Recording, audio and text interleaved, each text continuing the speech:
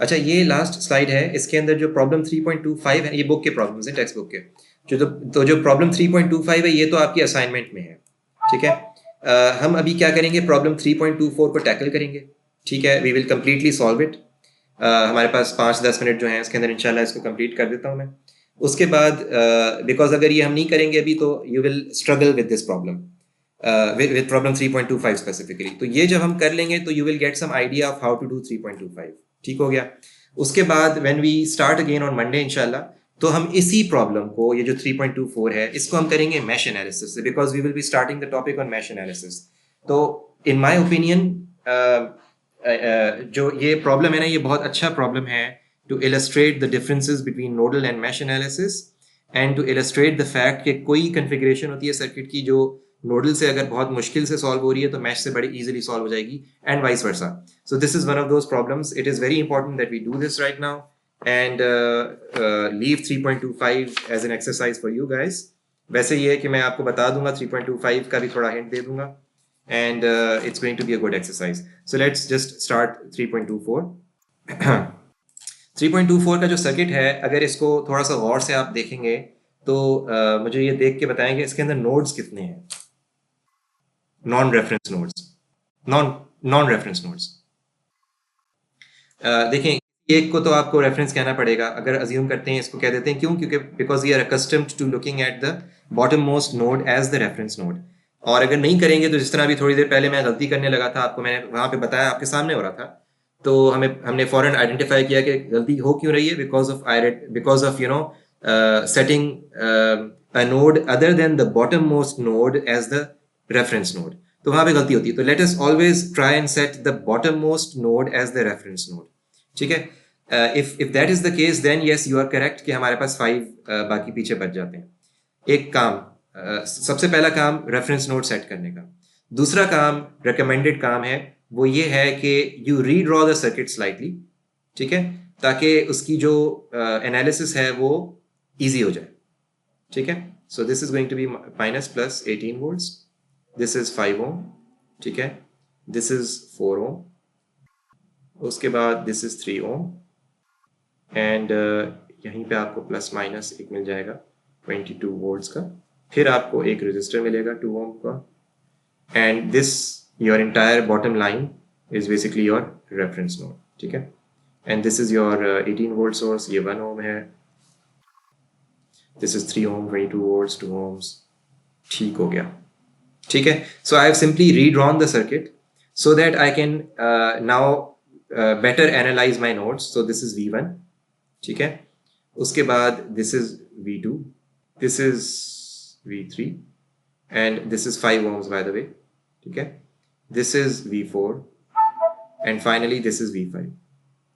क्योंकि ये नोड जो है, ये सारा का सारा जो बॉटम के ऊपर है, ये एक ही नोड है, and this is the reference node, ठीक है। तो अगर ये सूरत हाल है तो इसके ऊपर हम we would basically have to identify 2 super nodes specifically. जो हमारे सुपर नोड्स हैं वो कौन से हैं, इसको एक काम ये करते हैं कि बेसिकली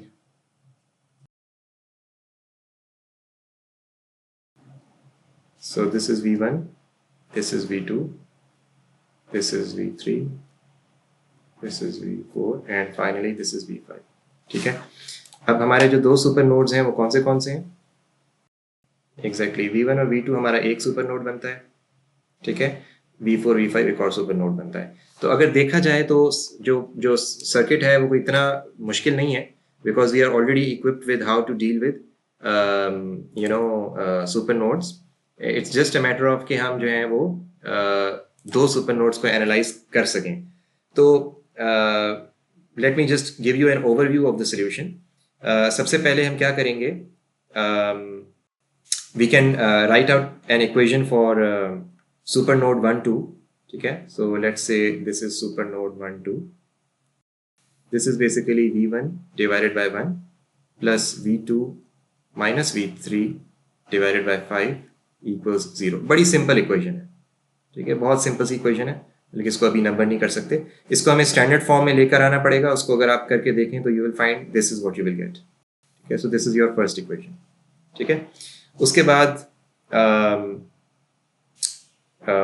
V3 के ऊपर अगर हम इक्वेशन नोडल एनालिसिस करें, सो V3 minus V2 divided by 5 plus V3 minus V4 divided by 2 plus V3 divided by 4 equal 0.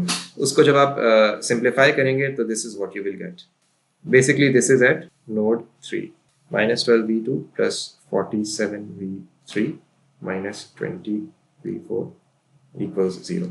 And this is going to be your second equation because it's in the standard form.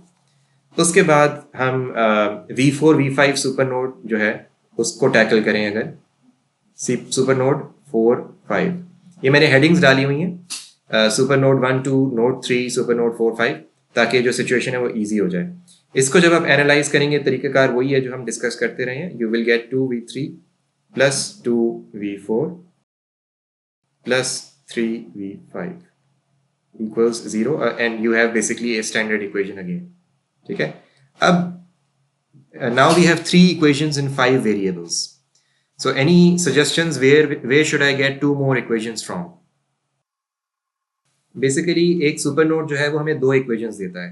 तो अभी हमने super node के ऊपर nodal analysis की है super node 1 2 पे, इसी तरह सुपर नोड 4 5 पे भी नोडल एनालिसिस कर ली है.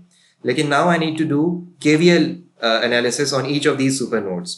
सो KVL on super node 1 2. This gives me V2 minus V1 equals 18. ठीक है. In other words, minus V1 plus V2 equals 18 and this is my fourth equation. Then KVL on super node 4 5. ठीक है. KVL on super node 4 5 क्या मिलेगा मुझे? V4 minus V5 equals 22 which gives me the fifth equation. अब मेरे पास 5 equations in 5 unknowns. So I have all the equations. ठीक है. I can solve them easily. तो 5 equations किसी का कैलकुलेटर अगर सॉल्व करता है तो करके हमें अगर जल्दी से बता दें please. Anybody whose calculators can solve 5 equations in 5 variables? Exactly, that is my point.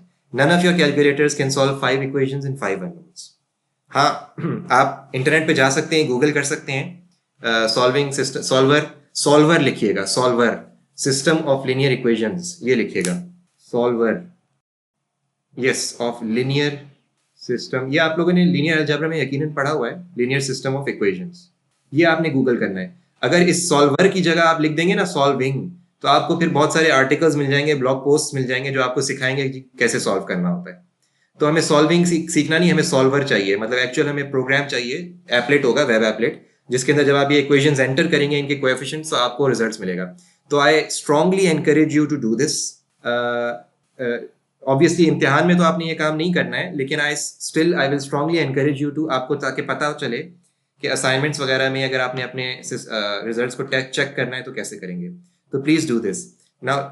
जी नहीं है, मैं आपको यही कह रहा हूँ कि देखें, आपको बिल्कुल भी इजाजत, जाहिर बात है नहीं, बिल्कुल ऐसी है. जो टिपिकल कैलकुलेटर्स अलाउड है ना, उसके अंदर 3 या 4 इक्वेशन सॉल्व हो जाती हैं.